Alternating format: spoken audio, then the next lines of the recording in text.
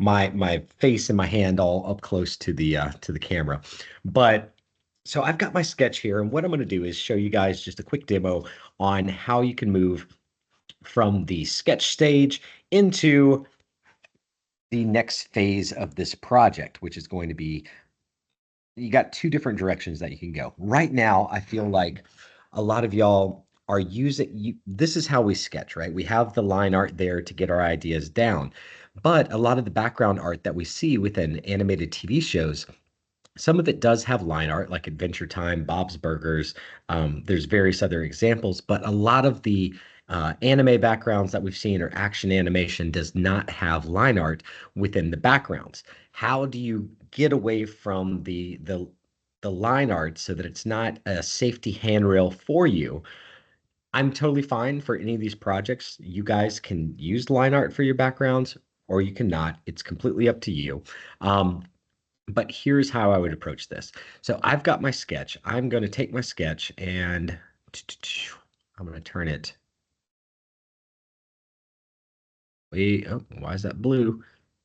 Way down. So I want my opacity on the sketch to be virtually not even there. There we go. That's more like it. So I want it to be way, way down to where I can barely see that sketch. And from here, I'm going to go in, and if I was going to do line work, then I would start. My sketch is well developed enough.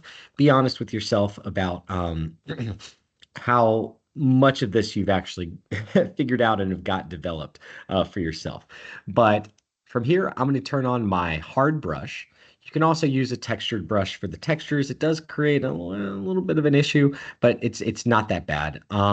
I'm going to use a hard round brush for this example. I'm keeping my smoothing at 25%. I'm going to turn my opacity all the way up to 100%.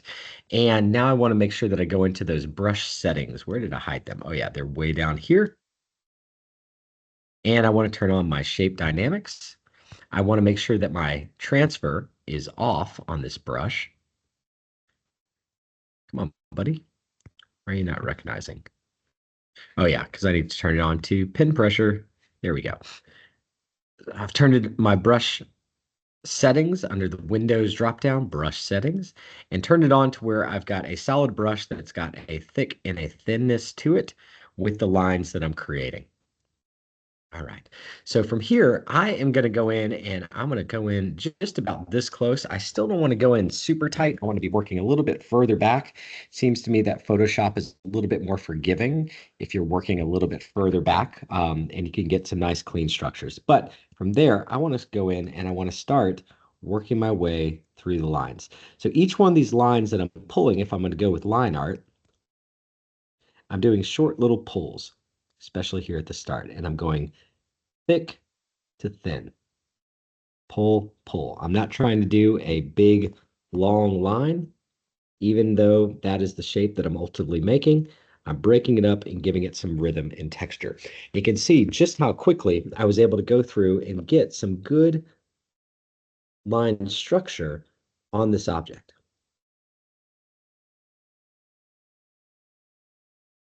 So pulling my line, and this is going to end up becoming my final line work.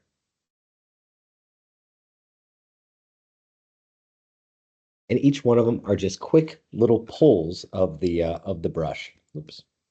Holding down the space bar to use my hand tool to be able to move around my shot very quickly.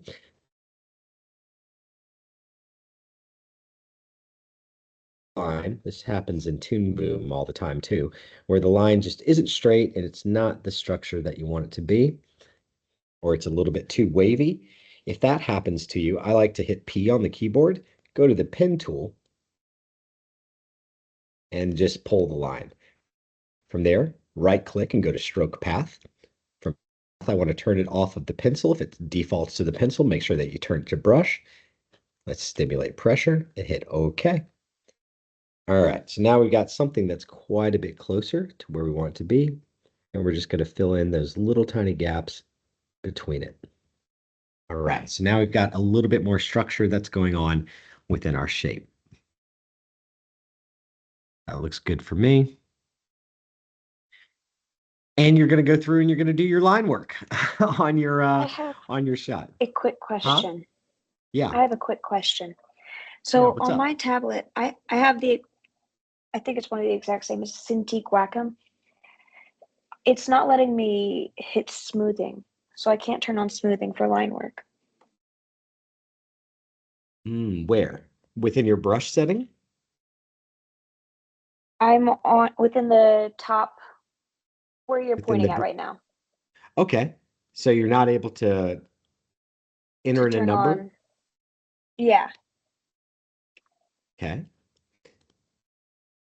Interesting. possibly share screen. Here, right. Do you mind if I share screen right quick? Yeah, that works for me. Go for it. Okay. It should be sharing right now. Yeah, cool. So let's see if I can move this guy. I can't move this guy. It's right. Oh my gosh. Why won't this work? Photoshop 2024. Yeah, There you go. It's right here. I can't. I I don't understand. know Yeah. what. It looks Yeah. like you've got your brush selected. So things are looking good there. You've got your line work. So let's go to the Windows drop down and open up the brush settings. So under Window drop down and go to brush settings. Cool. So that should maybe you've got two screens there opened up. It might have showed up on Yes, another you're right. screen. Yeah. Let me go to Hey, my. I've seen that problem before plenty of times. So if Yeah. you It pull just it, it happens. I'm like, what is going on? yeah, if you pull that over Okay. to Here, the right. main screen that we're sharing, I'll be able to direct you Yeah. further. There you go. Cool. And then from there, click on Shape Dynamics. That's the top one. Go ahead and click the checkbox. And then where it says Control, turn from off at the very top, not angle Oh, jitter, wait. the one at the top, just Oh, above this that. one. Yeah, there we go. And turn it to Okay. pin pressure. Cool. And there we go. So now we've got our weighted brush that's existing within there. Um, let's try something else. I'm going to do a quick little Google search for you. So, Ooh, that's nice though.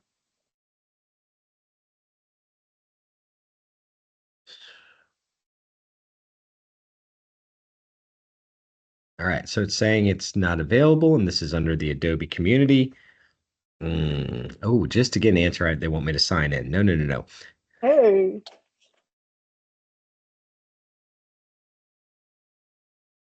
Okay. So Reddit is telling me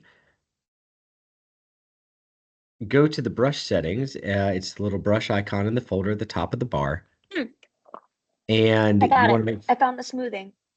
where was it located at? So it's all the way underneath build up.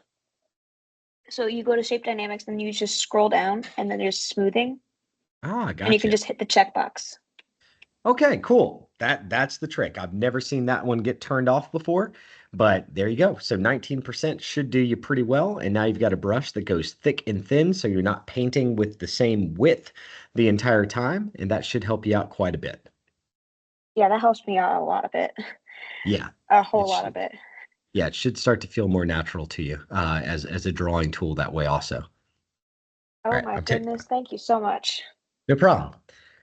All right, so back to it. I think we've got a pretty good idea here of, what this is going to look like. I want to give you guys just a few more tips for going through and doing your final line work. If you're going to do line work on this first project, you don't have to. But from here, some other tips for line work is when we get to the objects that are in the very, very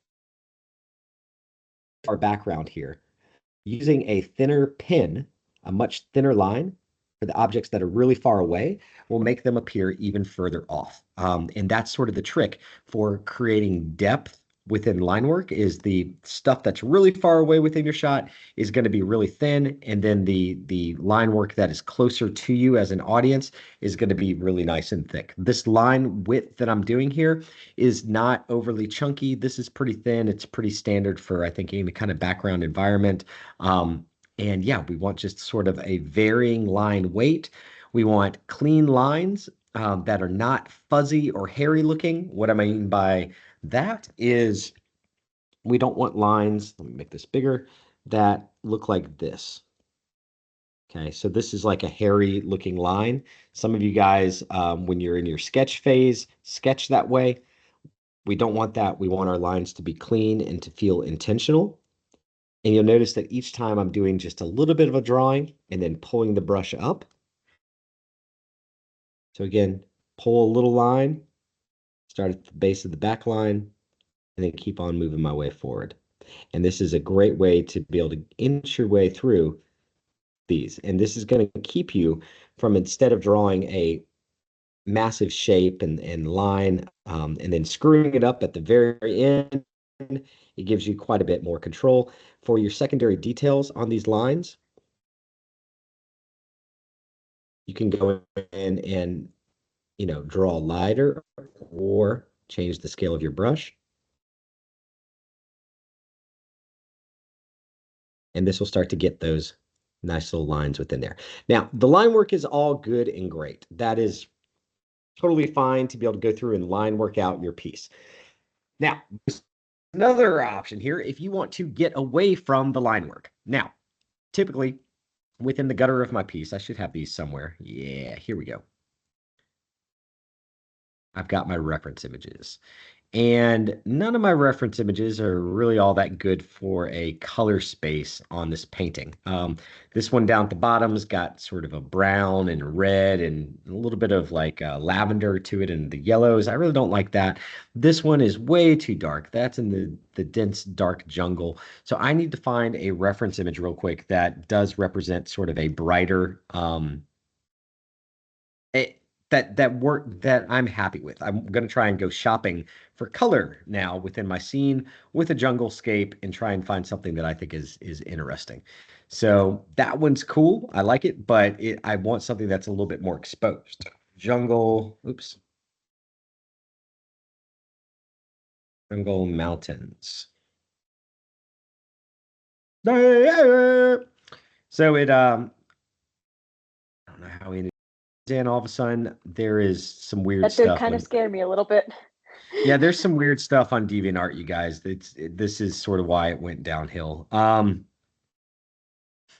Usually it takes about 3 scrolls to be able to find furry art on DeviantArt at this point. Like, golly, guys. All right, so oh boy. There it is. There's our furry. We got four screens. Let's go to ArtStation. That's a little safer.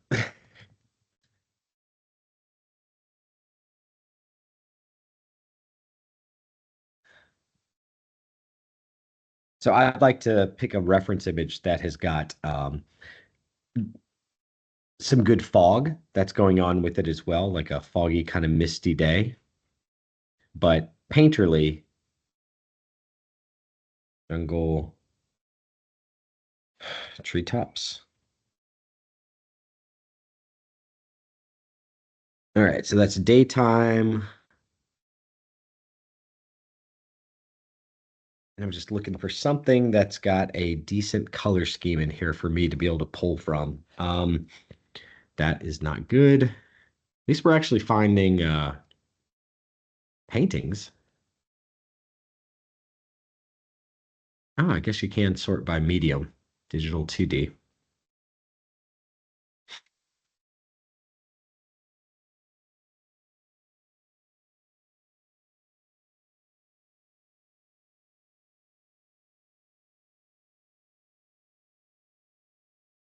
Ah, this is more like it. Cool. So that's too far away.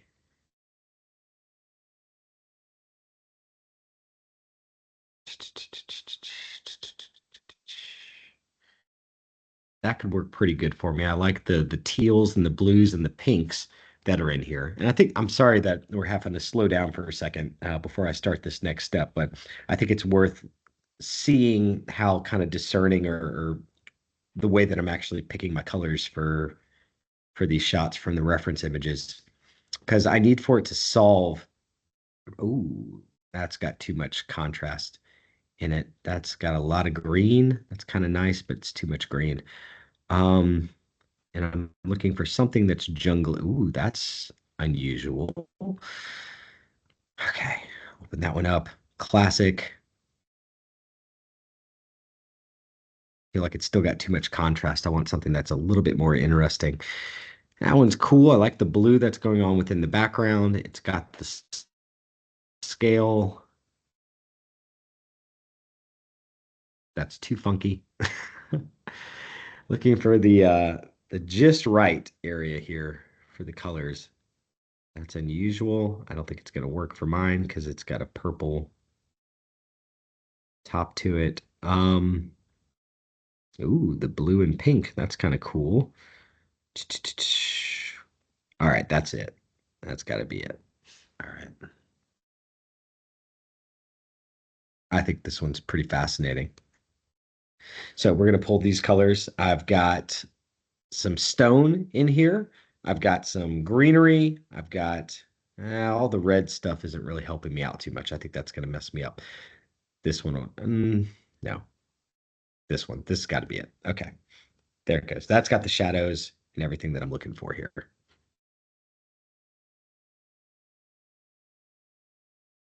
Okay, so this has got enough depth within the shot for what it is that I want to create.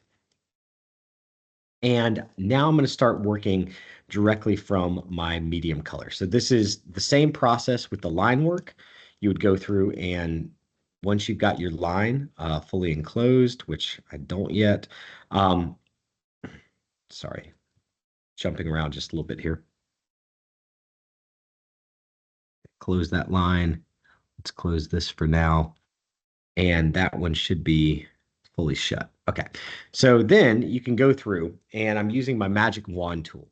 The important part here when you're using the magic wand tool within Photoshop is you have got to expand your selection. And likely this isn't something that you've ever really done before in the past. So I've got my magic wand tool. I'm selecting the interior of my object. I'm going one layer below. So this is my line art. Okay, and I'm going one layer below. I've created a new layer just underneath the line art.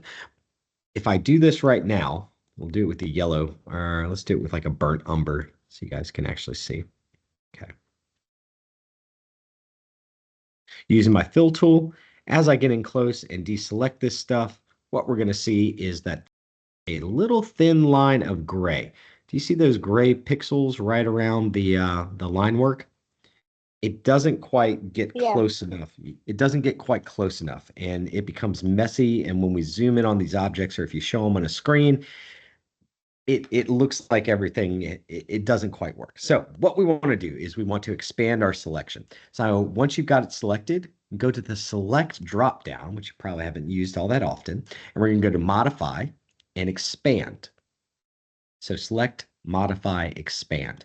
And I want to expand my selection by 2 or 3 pixels.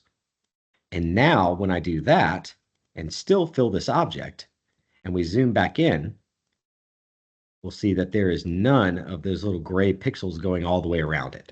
And now it's really, really clean with how we are filling and shading these particular areas. This part is really cool because what this allows me to do now is I'm going to hold down the control or the command button and click on the icon for the trunk here in the foreground. And when I do that, I'm holding down control and I'm selecting my icon. It goes ahead and it region selects everything that's within that layer.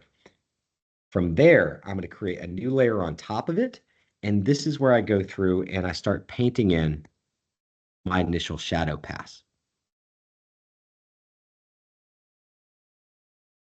And this makes it a whole lot easier for me to be able to fill in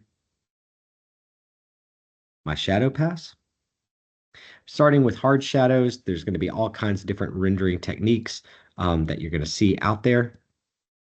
But now I've got my shadows on one layer and I've got my flat color on another layer. Okay, so it's pretty useful. But what I want to do is I'm going to be pulling my colors directly from my reference image. So within this reference image that I've got here, I've got a really bright area here where the sun's starting to hit my object. That's really cool. I like it an awful lot, but I want a good middle tone for where the light is not hitting these objects. So we've got two different kind of objects that are made of stone here. So we've got this color stone and then this color stone are two different types. We've also got this stuff that's happening within the pillars, and then we've got some other stones over here that are completely in shadow. I think that this is a good middle tone for my stone, elephant trunk. So what I'm going to do now is select that entire layer and double click it. You can also do a color overlay. And now I've got my shadow layer on there. For my shadow pass, then I want to go into that same region and I'm trying to find just one shade darker. Again, I'm going to be pulling all of my colors directly from my reference image now. You can also double click on the gray area around the layer space and do a color overlay. Click on that. Click on the color chip. Just come over here, and once you move out of this space into your canvas, it'll give you the eyedropper. You can also get the eyedropper from the color chip over there. And now I've got that exact same color. I can change it later on, or I can right click and rasterize that layer because I know I'm going to leave that dropped in. So that's a pretty good starting point for this. Here's what happens next. If we want to get away from the line art, instead of using the line art, what you're going to end up doing is, let me go back to that particular middle tone from before. We're going to start with our middle tone for what we know we want that entire object to be. Bring this down. And all I'm going to do to be able to get rid of the line art is to just start working with that middle tone for my line art.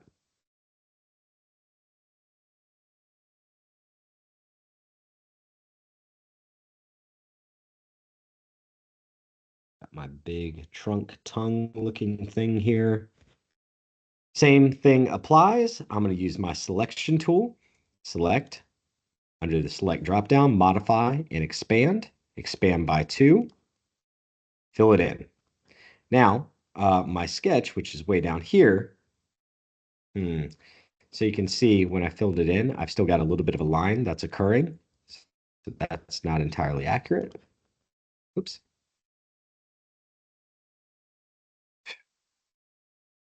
Oh gosh. Back up to this layer, select, modify, expand 2. There it goes. It's over the line. And let's double click it. All right, got to double tap it to where that little gray fuzzy area around the sides doesn't occur. We can pull our sketch layer up to the top. When we go through and do our shadow pass afterwards, turn it on, turn it off. And yeah, I'm going to be using the same color from my shadow pass before. Now, what I want to iterate to you guys are, I'm sorry, go ahead, Kendall. When doing your flats, you do use 100% opacity? Okay, so for the flat middle tone, yes, I will use 100. Yeah. My middle tone, my first flat fill, that's absolutely what I want to do. You Okay. can see here that I'm separating out the shadow pass and the middle tone. So with the shadow pass, sometimes it works really good to go in there and have the shadow be at like 50, 35%.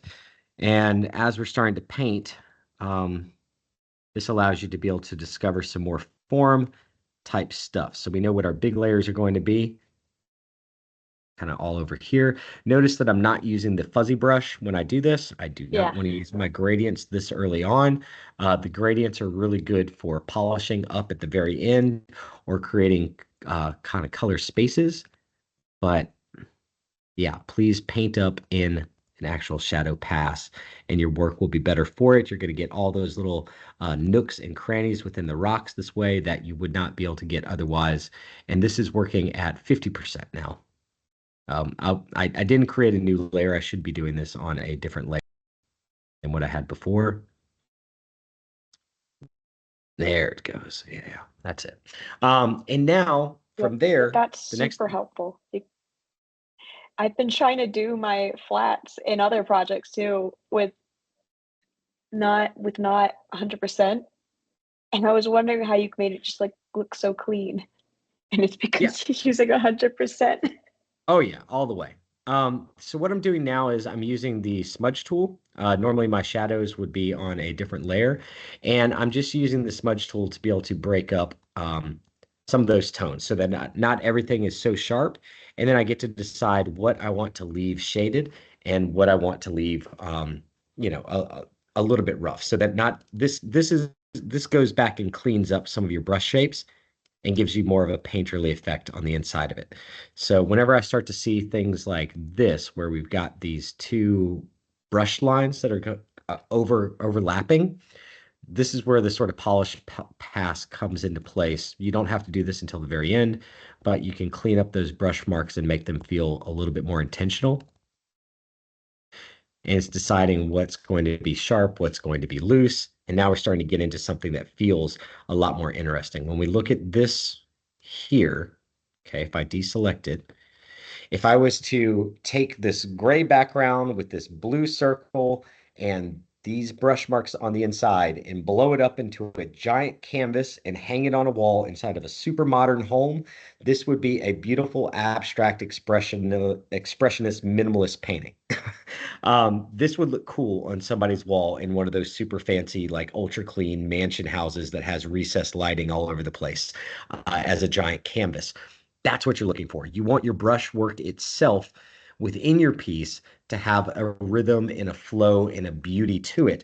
And when that starts to occur and you get your brush stuff working like this, your overall painting is going to have a really beautiful rhythm and feeling to it as you continue to push forward within these works. So that's the difference between your base colors. You go the exact same route. You're using either line work for these, or you can go in, skip the line work. It's just about figuring out how to fill in those objects cleanly. And then from there, you create a new layer with the base layer selected, and then you can go in and start doing your shadow pass. Shadow pass at 50%. I'm still using the hard brush. You can use textured brushes for the shadow pass as well. That can create some interesting results. I'm pulling my colors directly from my reference image, and I went kind of shopping, right, within my reference image, trying to find between, all right, here's my highlight, here's my darkest point. What is a good middle tone to begin with that I can go darker from, and then I can go in and go lighter from. So now we're in a good spot to be able to, this is jumping ahead, but show you guys sort of what the highlight pass would look like on these. So with the highlight pass,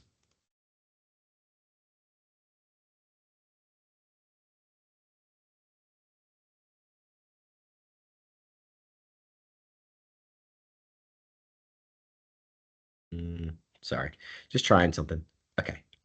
From the highlight pass, I've got one of my highlights picked. It's not the brightest highlight within my entire scene, but I'm still going to keep that opacity down to like 35%. And we're just looking at the elephant's trunk. Let's try it with a textured brush just to see what that looks like. So now we've got dry media brushes. Kyle has given us some dry media brushes. We've got his Ultimate Pencil Hard, Kyle's Drawing Box, Chunky Charcoal, Ultimate Pastel. Palooza is a great pen to be able to shade things with. We're at 100%. I want to turn that down to 48 so that I do have the ability to be able to build up my lines and my shadows. All right. So we're saying here, where those highlights are going to go.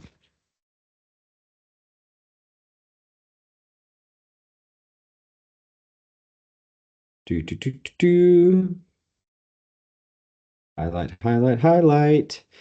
Nice little chunky marker that Kyle's given us here. All right, so we can go even lower than that and start painting in our own gradients. I want that to get more light, a little bit more. Yeah, this is where you can even play with how the light is bending around it. So if you don't use that same color, let's turn it into something that's a little bit more orange. I'm using my brackets on the keyboard. Those are the two things right next to the P key on your keyboard that if you click the left or right, they will make the brush expand and collapse for you. All right, so we're giving it just a little bit more of a warm light. I'm working pretty close right now. I could probably move back just a little bit on this.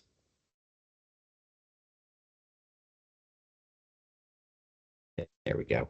And from there, I want to hit it with the smudge tool again, just to be able to blend some of this stuff down here and there just a little bit. I've got it this time correctly on its own layer.